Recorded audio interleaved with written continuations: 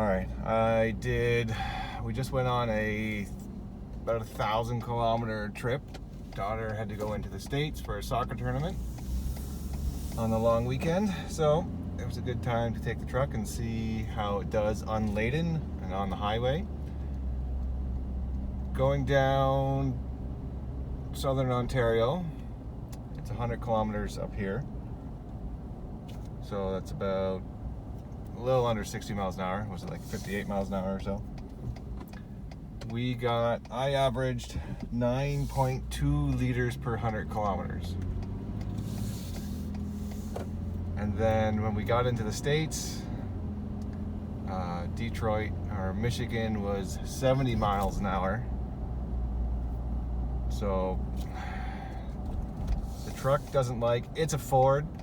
Fords, I find, are geared for 88 kilometers an hour, and anything more, you'll see a dip in your fuel mileage.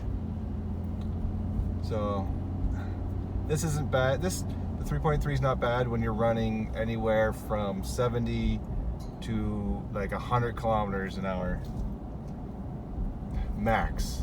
Anything over 100 kilometers an hour, you'll start to see the mileage drop.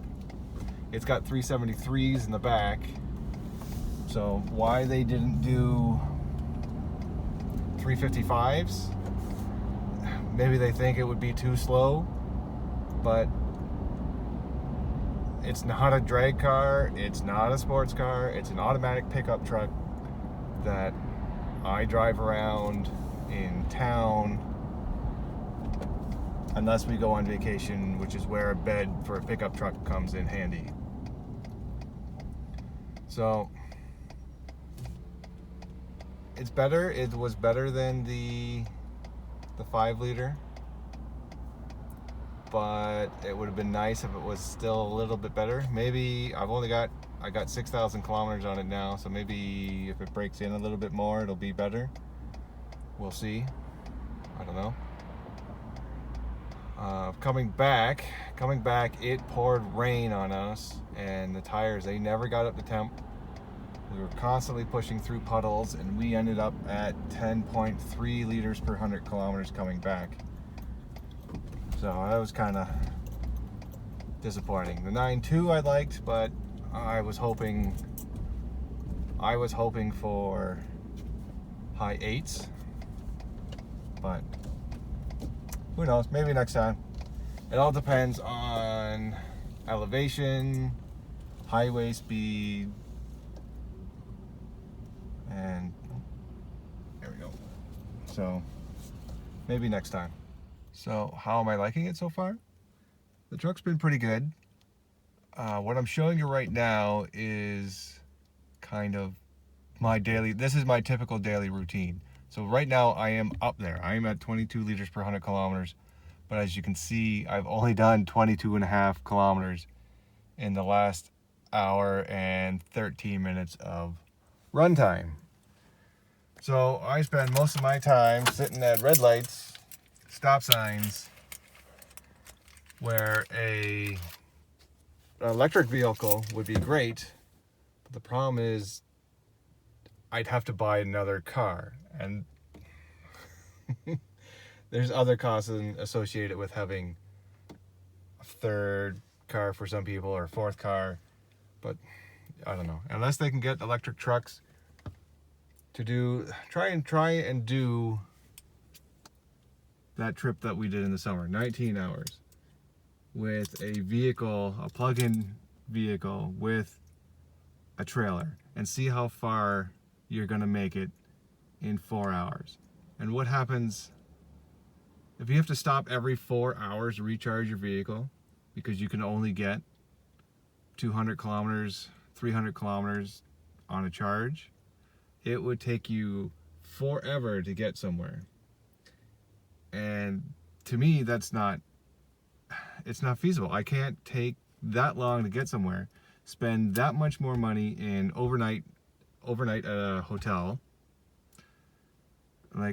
Unless once the gasoline engine goes and people are forced into hybrids, that they assume or expect everybody to take their holidays by plane and rent vehicles and spend money staying at hotels.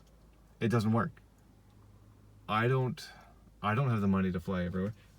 If it was just myself, a plane ticket for one is not that bad. But when you have to buy a plane ticket for the family to go somewhere, it's not reasonable anymore. So I don't know what's going to happen. And now I've just kind of gone off on a tangent there. But nope, so far so good. No funny noises, no squeaks. Everything's worked so far for 6,000 kilometers. There was a recall, but I haven't been notified, and the app, I get Forward Pass right now for I think 6 months for free, and it's not recognizing that I have a recall on the seats. And it was only like 480,000 from the years 2018 to 2020. And figuring what they sell, Ford sells at least 750,000 pickups a year. It must be a specific model, because it was in F-150s, Explorers, Expeditions. So maybe it's in the higher trim models with leather seats and heated and cooled and all that jazz. So yeah, anything else you guys want to know, let me know. I'll post it. And then I think we will start on a video for this little red beauty. So give me a little bit of time and I'll see if I can do something a little bit nicer, and we'll get it out for a road test. And the other one, the Caterham that I had, I tried shooting video, but it was so shaky I couldn't get it to settle down, and it looked awful. So I'll have to try something else with a different camera mount. So all right, cheers everyone.